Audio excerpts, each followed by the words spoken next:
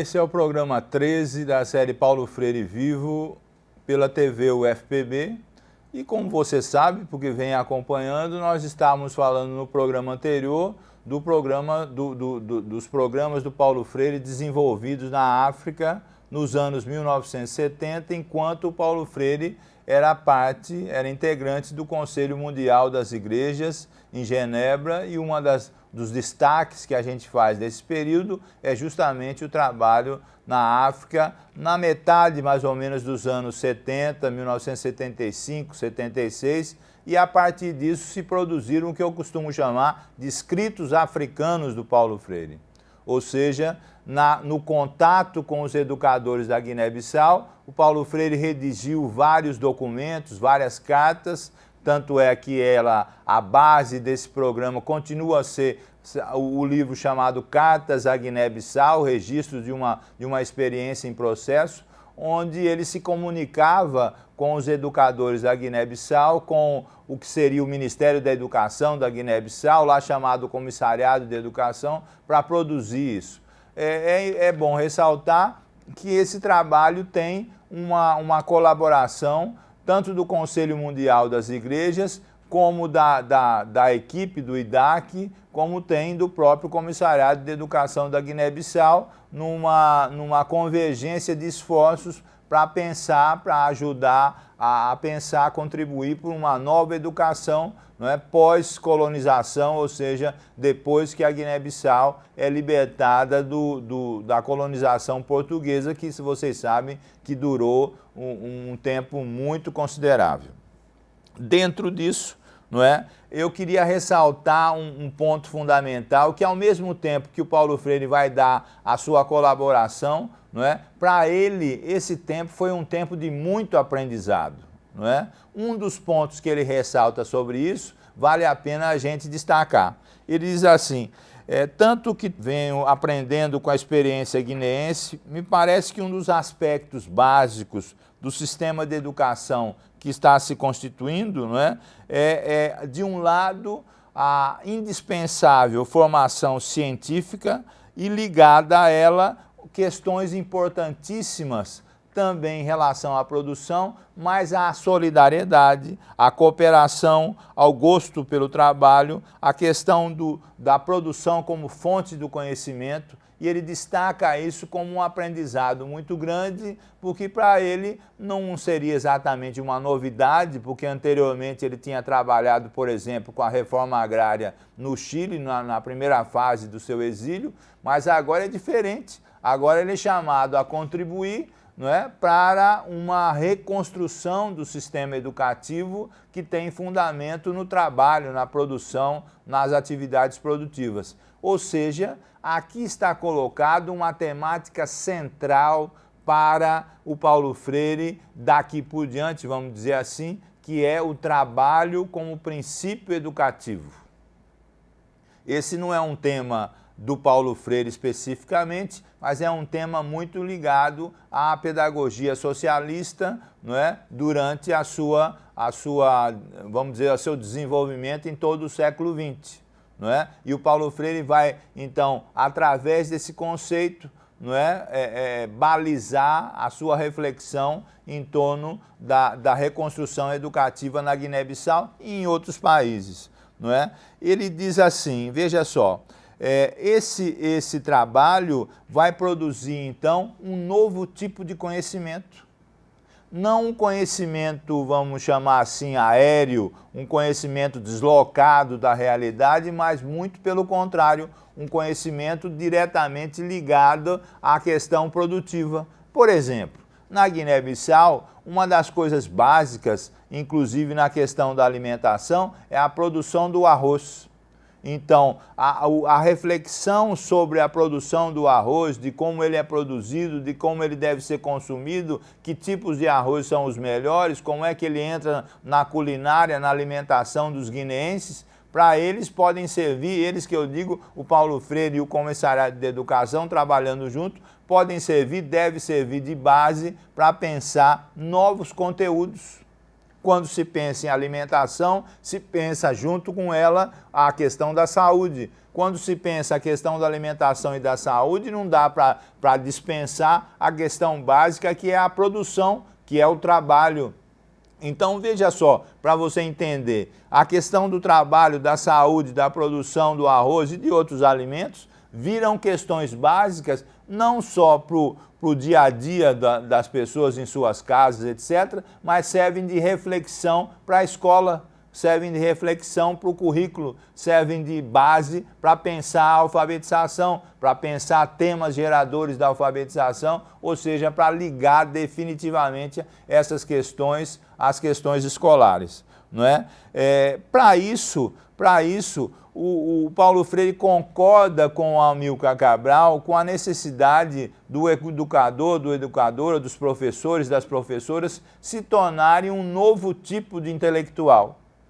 Não aquele intelectual, repito, que fica só em torno dos seus livros, mas um intelectual que está diretamente ligando o seu trabalho intelectual, aos trabalhos manuais, inclusive ligados diretamente à produção. Isso, claro que tem uma importância fundamental. Eu queria destacar aqui uma reflexão que faço no meu livro, História das Ideias do Paulo Freire e Atual Crise de Paradigmas, onde eu vou tentar analisar um pouco a reflexão disso no pensamento do Paulo Freire, justamente quando ele vai destacar a nova entrada, vamos dizer, novos paradigmas para o seu pensamento. Não é? Numa das partes do meu livro eu digo assim, um exemplo importante dessa progressão do pensamento do Paulo Freire pode ser notado por meio do conceito de trabalho.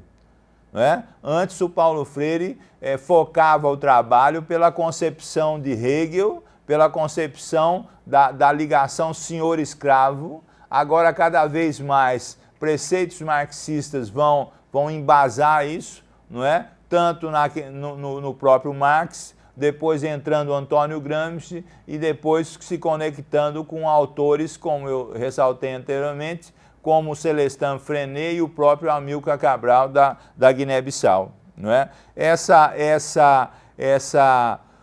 reconstrução, ou essa progressão do pensamento do Paulo Freire traz também para o seu dia a dia de prática, não é? Um pensamento sobre as questões contra-hegemônicas que o Antônio Gramsci coloca com muita propriedade, não é? As questões ideológicas, as questões políticas que estão ligadas à educação, enfim, é importante notar que essas reflexões fundamentadas nessa prática, como diz o Paulo Freire, na prática de pensar a prática para melhorá-la, não é? Faz com que o pensamento do Paulo Freire sofra uma reelaboração importante no que o Moacir Gadotti chama de uma espiral polifônica, vamos dizer assim, presente no seu pensamento, que retorna a conceitos anteriores, mas retorna não numa maneira de repeti-los, mas de reconsiderá-los, de reelaborá-los. É exatamente o conceito de trabalho um dos exemplos mais vigorosos do que a gente está falando,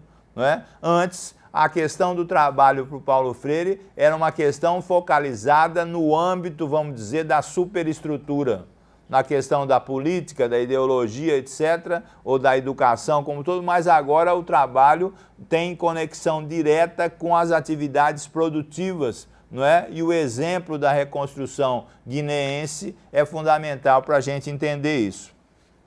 Então, a gente pode dizer que para o Paulo Freire tem aí uma nova maneira de pensar a educação, de ter não uma base só econômica ou só da superestrutura, mas ter uma base do que ele chama de interestrutural.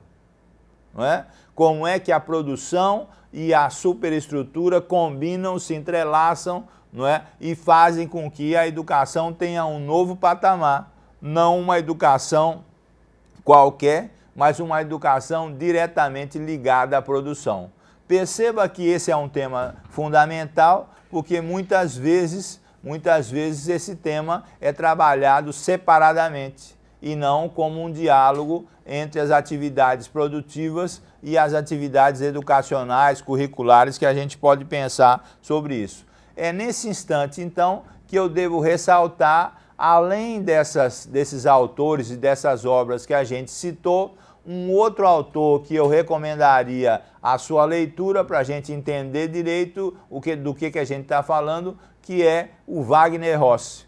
O Wagner Rossi escreveu 2 livros, produto da sua tese de doutorado, lá no começo dos anos 80, refletindo sobre a pedagogia socialista. Um primeiro volume se chama Pedagogia do Trabalho, não é? Raízes da Educação Socialista, e um volume 2 se chama Pedagogia do Trabalho, Caminhos da Educação Socialista. São 2 livros importantíssimos que devem também servir de referência para o que a gente está trabalhando aqui. E o Wagner Rossi, numa das suas análises, inclui o Paulo Freire como um autor que dialoga com a pedagogia do trabalho, com os caminhos e as raízes da educação socialista, e quando ele vai particularmente falar sobre o Paulo Freire, ele ressalta o que a gente vem destacando, ou seja, a progressão das ideias do Paulo Freire fundamentadas justamente em novos conceitos,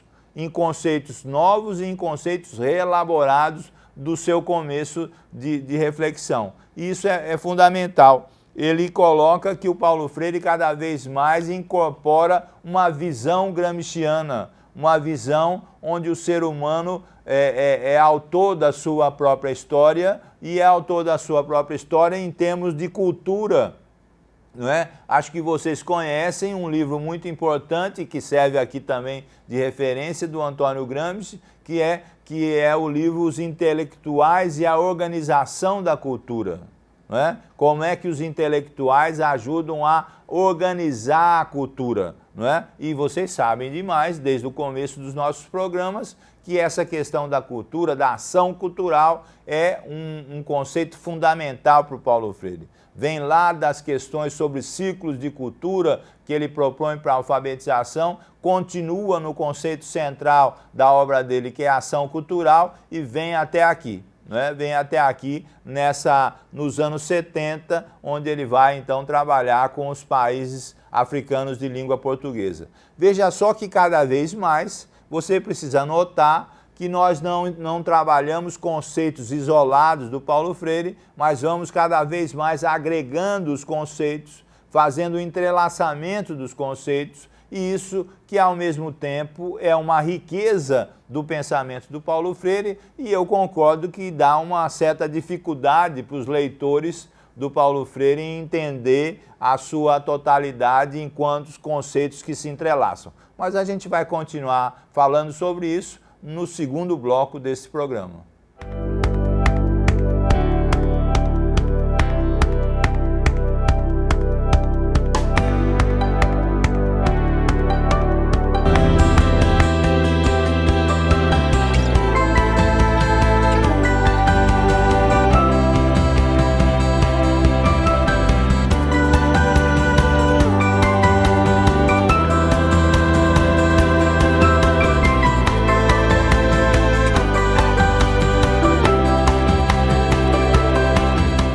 Então, na continuidade desse programa 13, eu queria ressaltar uma coisa que eu estava falando no bloco anterior, que é exatamente a referência dos 2 livros do Wagner Rossi, né, volume 1 e volume 2, sobre a pedagogia do trabalho. E dentro dela tem uma parte sobre Paulo Freire, e eu queria literalmente repetir o que o Wagner Rossi coloca, não é? Porque isso é uma referência para a gente. Ele diz assim, veja só, poder-se-ia dizer que neste ponto Paulo Freire aproxima-se de uma visão gramsciana.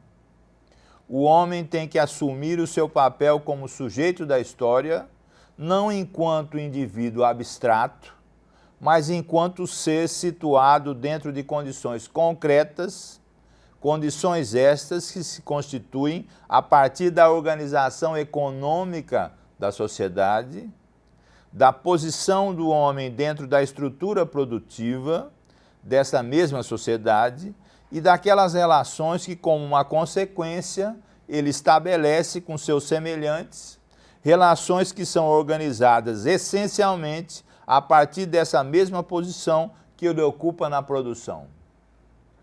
Perceba isso, perceba como é que o Wagner Rossi coloca o Paulo Freire e sua obra num outro patamar, num patamar que não víamos anteriormente, que é, segundo ele, e eu concordo com isso, com uma visão cada vez mais proeminente dentro da sua obra, de uma visão gramsciana.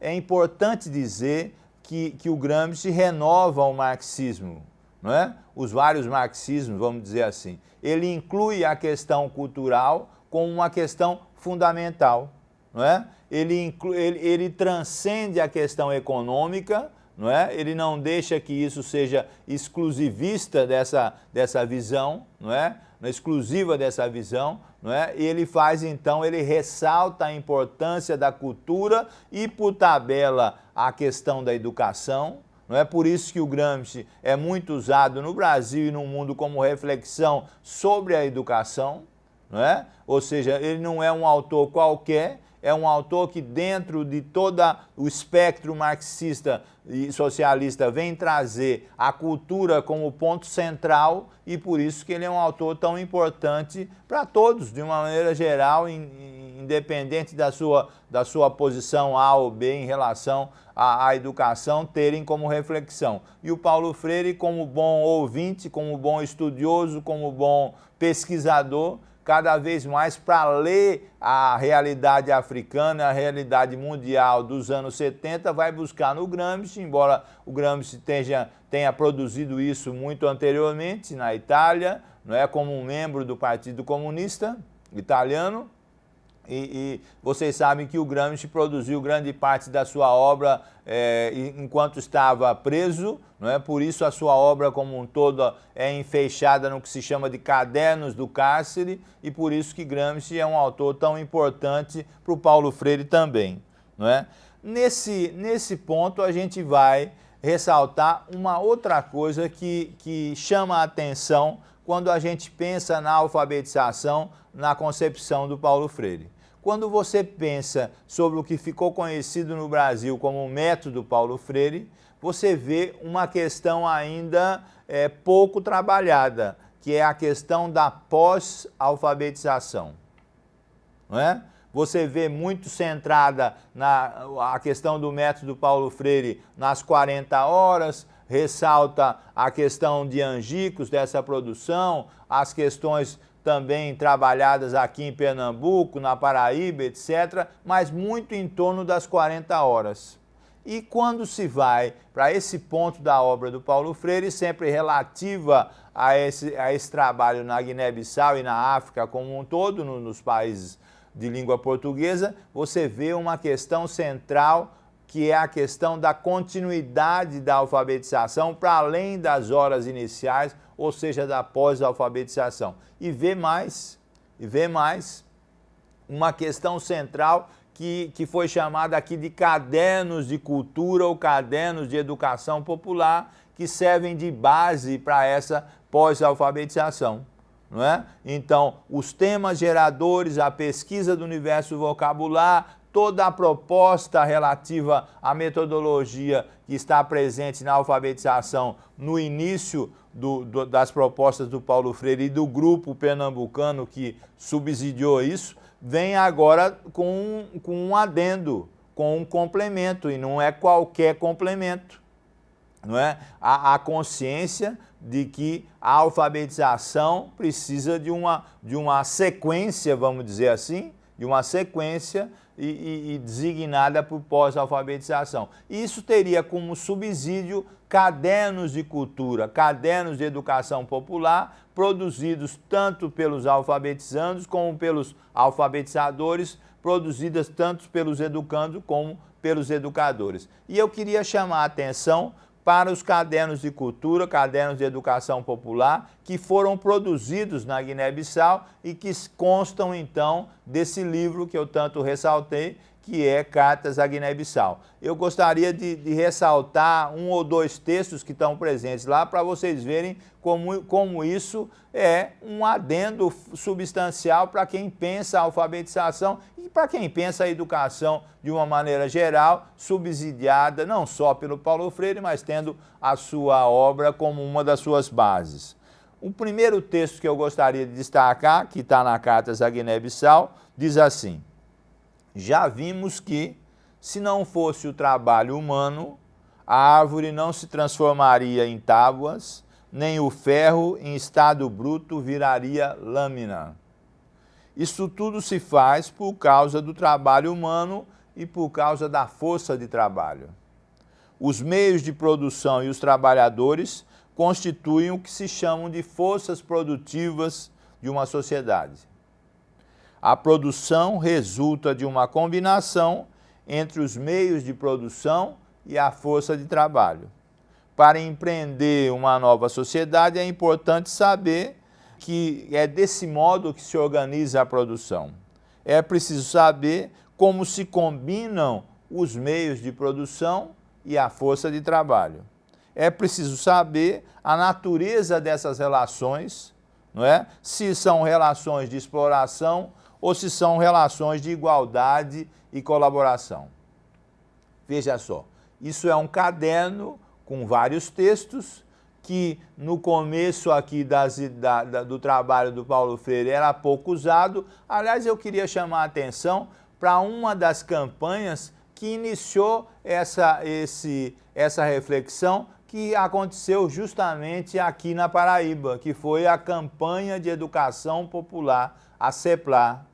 A CEPLAR, desde o começo dos anos 60, já chamava a atenção, uma atenção diferente de outras campanhas, que a necessidade da pós-alfabetização. Aqui foi produzido um caderno chamado Força e Trabalho, foi inclusive elogiado por vários integrantes da equipe do Paulo Freire ainda nos anos 60, mas aqui nas questões que eu estou ressaltando aqui na África, não é? Esse trabalho já vem com uma nitidez e com uma clareza maior e com uma força maior. Mas é importante desde já notar essa contribuição da campanha de educação popular da Paraíba nos anos 60, e isso a gente pode ressaltar em outro momento, que também eu escrevi um livro sobre isso, que são as histórias inéditas da educação popular, que a gente pode comentar numa outra ocasião. Mas eu queria chamar a atenção para um outro texto presente nesses cadernos de cultura na Guiné-Bissau, não é? Que é o seguinte: veja só, uma proposta de educação. Veja como essa proposta de educação aparece de forma nítida, não é? Não para ser copiada ou para ser fotocopiada, mas para ser uma base de reflexão. Veja só, uma educação completamente diferente da colonial. Uma educação pelo trabalho que estimule a colaboração e não a competição. Uma educação que dê valor à ajuda mútua e não ao individualismo, que desenvolva o espírito crítico, a criatividade e não a passividade. Uma educação que se fundamente na unidade da prática e da teoria, entre o trabalho manual e o trabalho intelectual, e por isso incentive os educandos a pensar certo. Uma educação que não favoreça a mentira, as ideias falsas e a indisciplina. Uma educação política, tão política como outra qualquer educação, mas que não tenta se passar por neutra. Ao proclamar que não é neutra, que a neutralidade é impossível, afirma que a sua política é a dos interesses do nosso povo. Veja como está embutida nesse texto do Cadernos de Cultura da Guiné-Bissau uma proposta de educação que não favoreça o individualismo, mas a cooperação, que não favoreça as ideias falsas, mas se pensar a prática, não é? Pensar a prática é a melhor maneira de reconstruí-la, de melhorá-la, etc. Não é? São várias propostas que estão embutidas aqui, uma educação que não se desligue da produção, não é? Mas que favoreça a colaboração, a solidariedade e não a exploração que normalmente está contida no trabalho.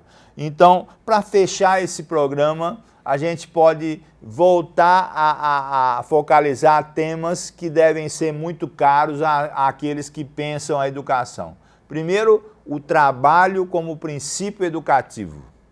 Não é? O trabalho como princípio educativo sendo base para um novo tipo de currículo. Não é? O trabalho como princípio educativo no sentido de se pensar a realidade, de se pensar a produção, de se pensar o dia a dia das pessoas de uma maneira muito concreta, de uma maneira muito prática. Não é? E o papel que o educador exerce nisso como intelectual ficando novo, não é? Ou como novo intelectual, como diria o Gramsci. Está presente aí, repito essa ideia, uma espiral polifônica, não é, que o Gadotti tanto defende para caracterizar o pensamento do Paulo Freire. Num próximo programa, eu gostaria de ressaltar um dos verbetes que eu formulei para o Dicionário Paulo Freire. Não é? Essa é uma obra que a gente precisa comentar mais detalhadamente num outro programa, não é? E que serve de base para aqueles que tentam entender um pouco do pensamento do Paulo Freire. Para aqueles que pensam o Paulo Freire de uma maneira muito simplista, o Dicionário Paulo Freire vem ajudar a se repensar esse pensamento, não é? Porque ele traz mais de 200 verbetes, mais de 200 conceitos. Desses 200 e tantos conceitos que estão presentes no Dicionário Paulo Freire, eu elaborei 3 conceitos e um deles é justamente essa, vou chamar assim, essa africanidade do pensamento do Paulo Freire. Os escritos africanos que estão presentes na obra do Paulo Freire. Eu posso dizer com toda certeza que esse período que o Paulo Freire trabalha no Conselho Mundial das Igrejas e particularmente com os países africanos da Guiné-Bissau e outros países, Cabo Verde, Moçambique, etc., tem uma influência chave dentro da obra, da vida, dos escritos do Paulo Freire. A partir daqui, o pensamento do Paulo Freire, posso dizer assim, não é mais o mesmo, porque ele incorpora conceitos, preceitos e propostas que não estavam colocados antes. A África tem uma influência decisiva na trajetória do Paulo Freire, no seu pensamento, e para quem quer entender o Paulo Freire e praticar algumas das suas ideias, esse trabalho precisa ser lido, em especial as cartas à Guiné-Bissau. Eu agradeço mais uma vez e até o próximo programa.